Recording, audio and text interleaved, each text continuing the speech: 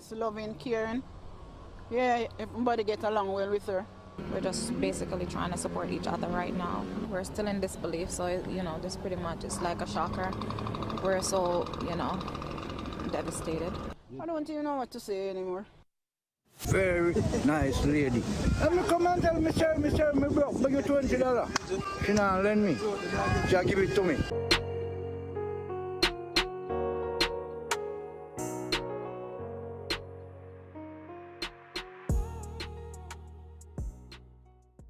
Firstly, I want to start by giving my condolence to all the family members who is now grieving during this time based on this senseless act committed by Jabari Burrell. I hope you guys find peace and God bless you.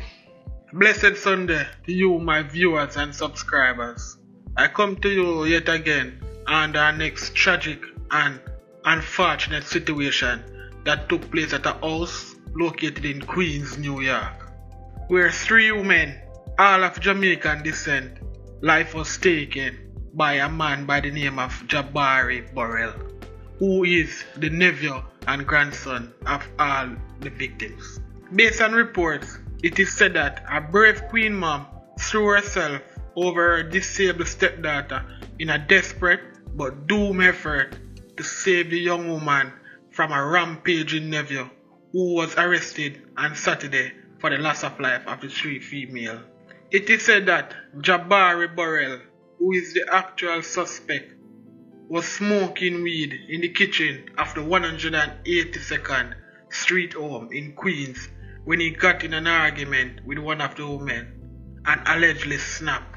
During the attack, Jabari Burrell, who is the grandson of Hyacinth Brown Johnson, she is 65, threw herself over her bedridden stepdaughter, Patrice Johnson, in a last-ditch effort to protect the disabled 26-year-old, but both of them met their untimely death. Hyacinth Brown Johnson, daughter, who is Lataya Garden, she is 47 years old. Her lifeless body was also found in the house. Based on information received, it is said that Hyacinth was hovering over Patrice in the bedroom like she was protecting her. Hyacinth had a lot of defensive wounds on her hands and face. She was fighting for Patrice and herself.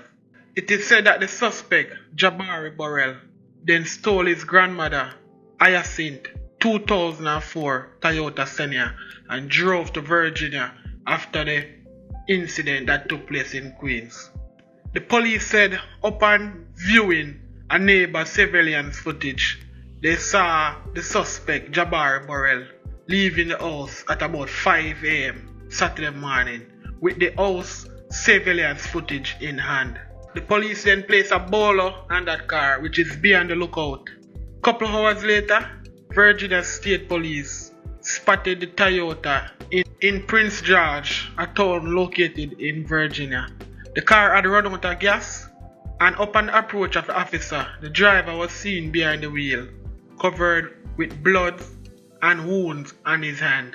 He was then taken into custody, where he confessed to taking the life of the 3 victims in Queens, New York. He is now in custody, awaiting to be extradited back to New York to face the charges. It is said that Patrice, who is a 26-year-old victim, she had been disabled since birth. She is unable to speak and unable to dress herself. Patrice's mom died when Patrice was just a child from lupus, and Patrice's father got married to Hyacinth, who is also one of the victims. Hyacinth pledged to take care of the girl and not put her in a nursing home. So basically, Jabari and the females had the argument. The use a knife to inflict wounds on the females, even his grandmother and the disabled.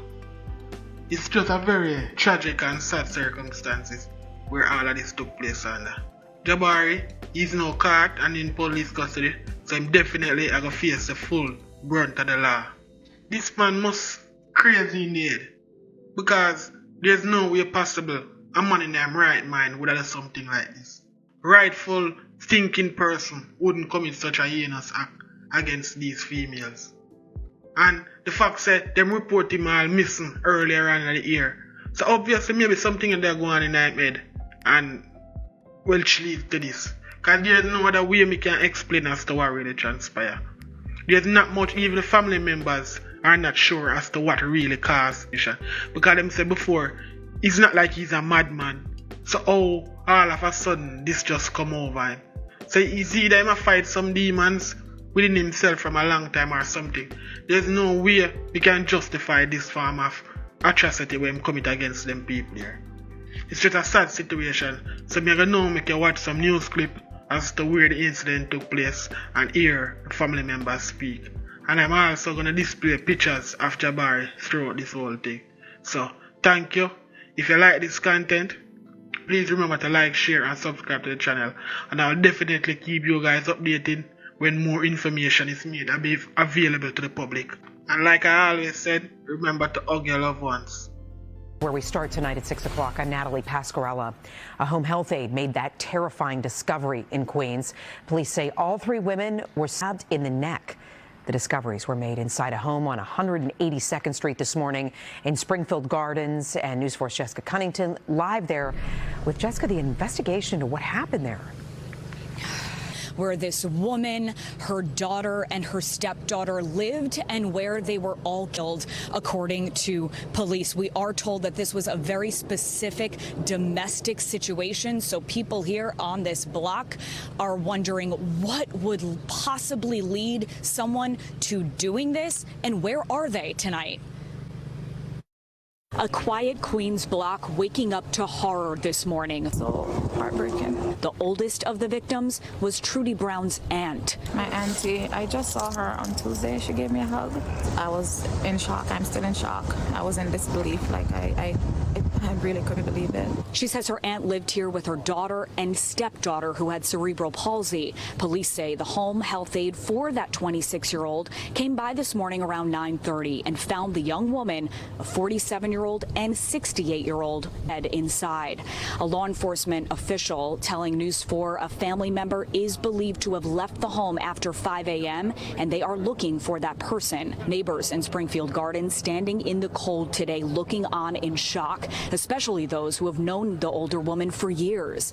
Very nice lady. I'm come and tell me, sir, me broke, but you $20. She not lend me. She give it to me. The mayor stopping by the scene on 182nd Street this afternoon to speak with investigators as they and family members try to piece together what happened here.